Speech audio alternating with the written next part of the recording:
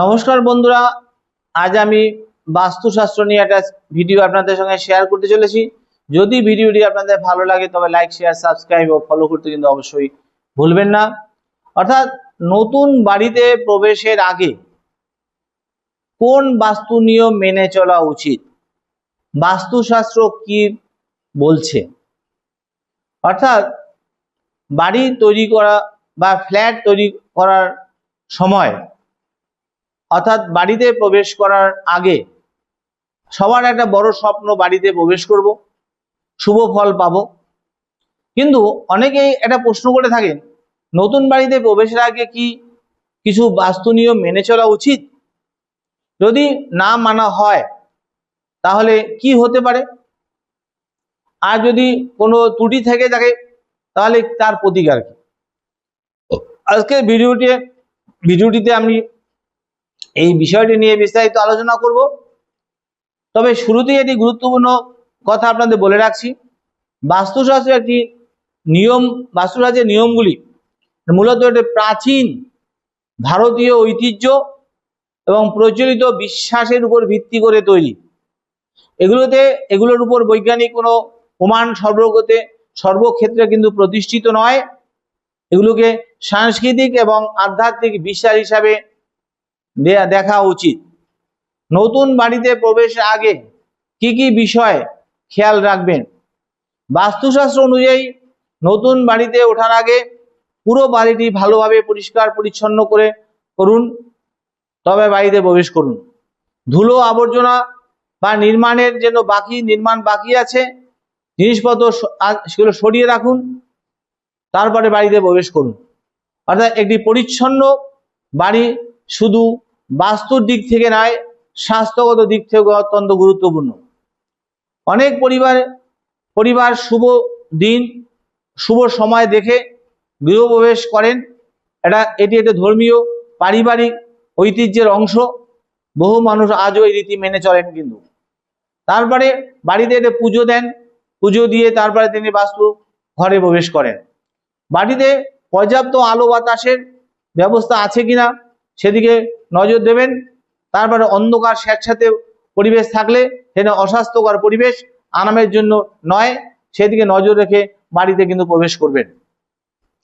এবার প্রচলিত বিশ্বাস অনুযায়ী কোন ভুলগুলো আপনি এড়িয়ে আপনার চলা উচিত? প্রথমত হচ্ছে, সম্পূর্ণ কাজ বাড়ি শেষ হওয়ার আগেই বাড়িতে স্থায়ীভাবে বসবাস করা শুরু না করাই ভালো, এটা অনেকে মনে করে থাকেন। দ্বিতীয়ত, ভাঙা দরজা বা ভাঙা জানলা, চুয়ে পড়া কল বা বৈদ্যুতিক যদি ত্রুটি থাকে বাড়িতে, তাহলে এখানে গৃহপ্রবেশ না করাই পরামর্শ দেওয়া হয়েছে বাস্তুশাস্ত্রে।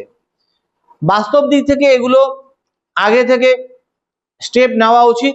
এটা নিলে নিরাপদে আপনি বাড়িতে প্রবেশ করলে বাড়িতে শান্তিতে থাকতে পারবেন। তৃতীয় পয়েন্ট হচ্ছে, গৃহে যে প্রবেশের দিন বাড়িকে অগোছালো বা না রেখে যতটা সম্ভব পরিষ্কার সুশৃঙ্খলা রাখার চেষ্টা করুন, তারপরে আপনি বাড়িতে প্রবেশ করুন।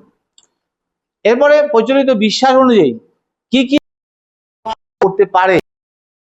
বাস্তুশাস্ত্রে কিছু ধারায় বিশ্বাস করা হয় যে গৃহপ্রবেশের আগে বাড়ি দীর্ঘদিন অযত্নে রাখলে না ফেলে রাখলে ইতিবাচক পরিবেশ নষ্ট হয়ে যায়। তাহলে ইতিবাচক পরিবেশ আনতে হলে আপনাকে কি করতে হবে?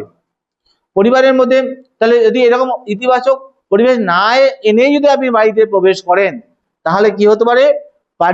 পরিবারের মধ্যে অশান্তি বাড়তে পারে। 2 নম্বর আছে, কাজে মনোযোগ কমে যেতে পারে। 3 নম্বর আছে, অর্থনৈতিক পরিকল্পনার বাধা আসতে পারে। 4 নম্বর আছে, মানসিক অস্থিরতা বাড়তে পারে। আবার এটাও মনে রাখবেন যে এসবই কিন্তু সবই প্রচলিত বিশ্বাস।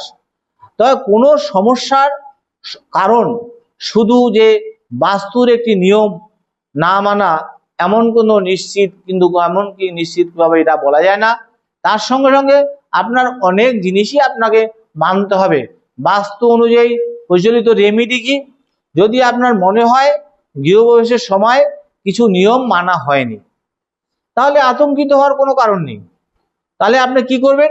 প্রথমত যে পুরো বাড়ি পরিষ্কার পরিচ্ছন্ন করবেন এবং নিয়মিত রক্ষণাবেক্ষণ করবেন। 2 নম্বর পয়েন্ট আছে, অনেক পরিবার অনুপ্রবেশের সময় বা পরে ধর্মীয় বিশ্বাস অনুযায়ী পুজো করবেন, প্রার্থনা করবেন বা মঙ্গল কামনার অনুষ্ঠান করবেন। এটি ব্যক্তিগত বিশ্বাসের উপর নির্ভর করে কিন্তু। তাই তৃতীয় পয়েন্ট হচ্ছে, প্রতিদিন কিছু সময় জানলা খুলে রাখবেন যাতে আলো বাতাস ঘরে প্রবেশ করে, সেদিকে লক্ষ্য রাখবেন এবং ঘরের পরিবেশ তাতে কিন্তু অনেক সতেজ থাকবে। চতুর্থ পয়েন্ট হচ্ছে, বাড়িতে অপ্রয়োজনীয় ভাঙা জিনিস জমিয়ে রাখবেন না। পরিপাটি পরিবেশ মানসিক শান্তি কিন্তু এনে দেয়। পঞ্চমত, পরিবারের সদস্যদের মধ্যে ভালোবাসা, সহযোগিতা, সম্মান বজায় রাখুন। বাস্তুশাস্ত্র থেকেও এটা একটি সুখী পরিবারের জন্য এটা অনেক বেশি কিন্তু গুরুত্বপূর্ণ। শেষ কথা হচ্ছে বন্ধুরা, নতুন বাড়ি শুধু ইট পাথর দিয়ে তৈরি একটা কাঠামো নয়, এটা নতুন আশা, নতুন স্বপ্ন, নতুন জীবনের কিন্তু একটা সূচনা।